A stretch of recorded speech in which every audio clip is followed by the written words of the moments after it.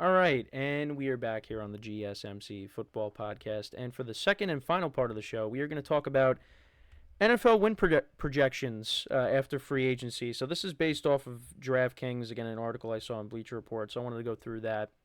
So let's get into it. So I don't really know where to start. I mean, I guess we'll talk about who's at the top and who's at the bottom. So over-unders for the Chiefs, 49ers, and Ravens, they all are at 11.5. Then at the bottom, the Panthers and the Patriots have 4.5. Now, again, this is after free agency. We still got the draft to, get to and see what teams add to their roster through that. Because the Patriots right now, I mean, they added Jacoby Brissett, but they're going to be looking to draft a quarterback. And they got a lot of work to do with that offense. The Panthers, same thing. Although the Bears have their number one overall pick, which probably would have came in handy this year. But that's not the case here. And they've added some offensive linemen. They also traded for Deontay Johnson. So they're trying to improve this offense to put Bryce Young in a better situation. But yeah, right now the Patriots and the Panthers are at 4.5. Of course, at the top, like I said, you got the Chiefs, the 49ers, and the Ravens. Those are the three best teams in the NFL. The Chiefs obviously won the Super Bowl. But, for most of the year, you looked at the Ravens and the 49ers on a collision course for the Super Bowl.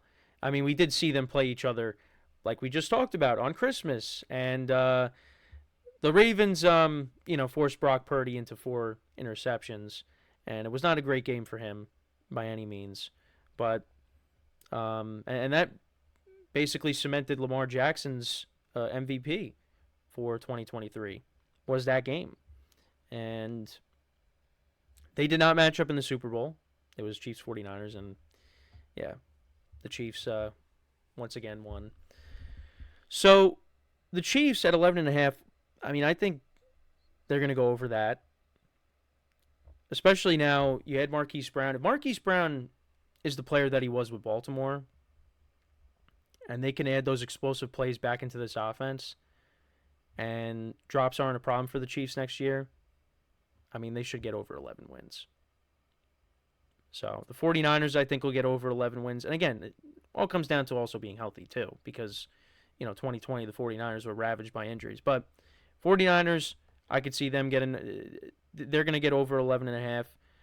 The Ravens, the division's going to be tougher because you got Burrow coming back.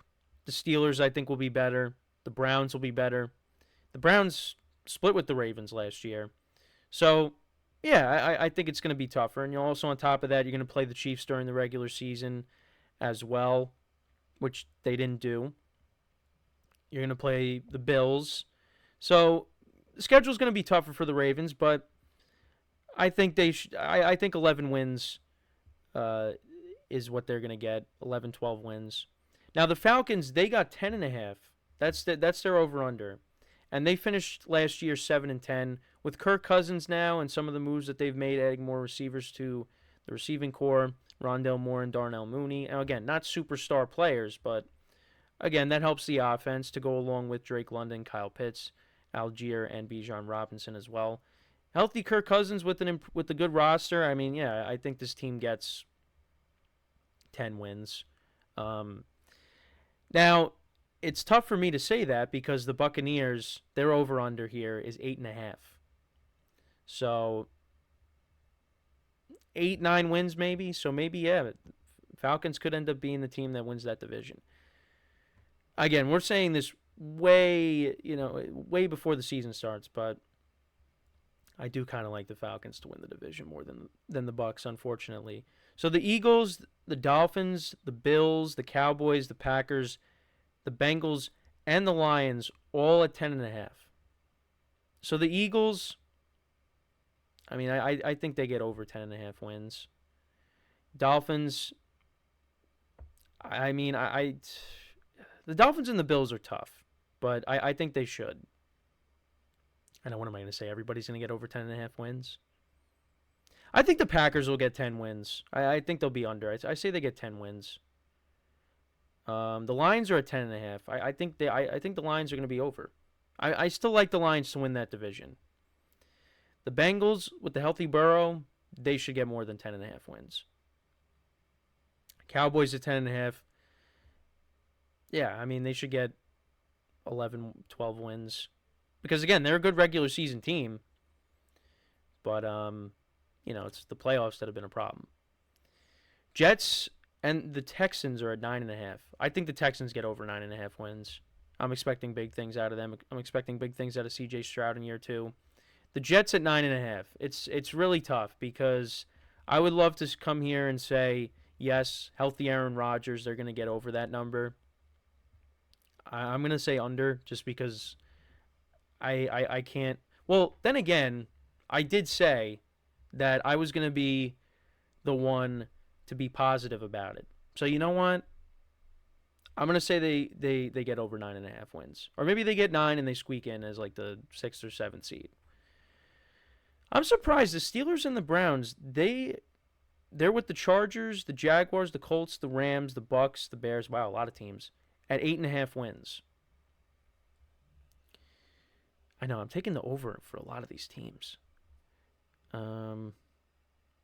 Yeah, it's really tough.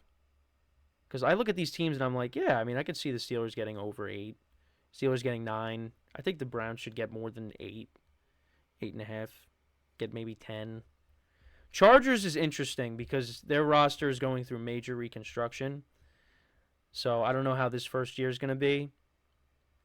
I mean, maybe I see a scenario where they go 7-10. I mean, maybe Herbert puts up good numbers, but I don't know. The Jaguars, they got at 8.5. The Colts, they got an 8.5.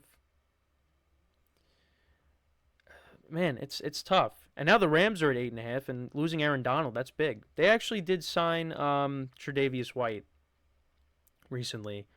They signed a couple of defensive backs this offseason, him and also a Darius Williams as well. But yeah, I mean, you're missing Aaron Donald. So now, which is going to be a big problem for them.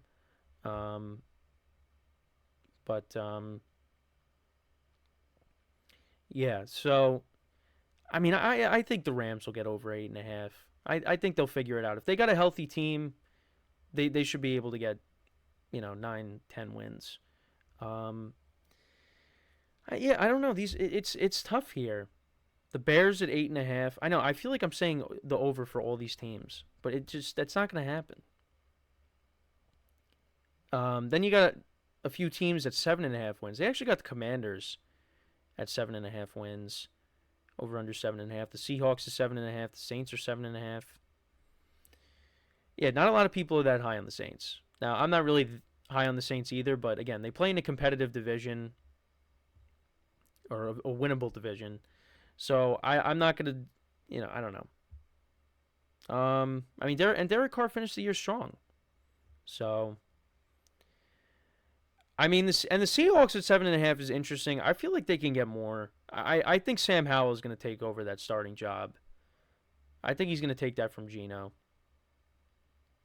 But we'll see. I don't know. Maybe I'm too high on Sam Howell. I don't know. I just feel like now that he's in a better system, he got off to a good start last year, and then things kind of fell apart. I feel like in this system now with a pair of good running backs and a trio of solid wide receivers, I feel like he could do well in that spot. But that's just me. Maybe I'm just too high on Sam Howell.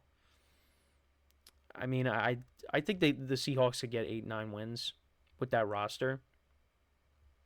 New head coach, but I don't know. I feel like they can do that. Commanders, I'm going to say under 7.5. Yeah, I still think they're a ways away. But I could be wrong. Then you got a lot of 6.5 for the 6.5 over-unders for the Giants, the Raiders, the Vikings, the Cardinals. Yeah, Giants right now, yeah, it's like 5 or 6 wins. Raiders, I mean, they did finish 8-9. And they played better with Antonio Pierce. So, you know what? I'm going to say that they get over 6.5. Maybe by not that much, but they get over it. The Cardinals, I mean, again, got to see what they do in the draft. Right now, they're at 6.5. DraftKings has them at. I feel like it might be under. So we'll see. Then you got a pair of over-unders for 5.5. Titans and the Broncos. Yeah, Yeah, Broncos, it's going to be a rough year for them. I mean, we'll see what they do at quarterback. Jared Stidham has a chance to be the starter, but again, I'm not expecting them to win a lot of games with him as their quarterback. The Titans, I mean, they're at 5.5 despite all the moves they made. I mean, they just got L'Jarius Sneed. You got Calvin Ridley, Tony Pollard, Will Levis in year 2. I think they could get over 5.5, but I don't think by that much just because the division's going to be tough. So I'm going to say they get over 5.5. The Broncos, I mean, they might be 4 or 5 win team. But we'll see what they do in the draft. Then you got the Panthers and the Patriots. I mean, I think that number's accurate. That maybe they get 4 or 5 wins. I think the Patriots will finish with a better record than the Panthers, but yeah, it's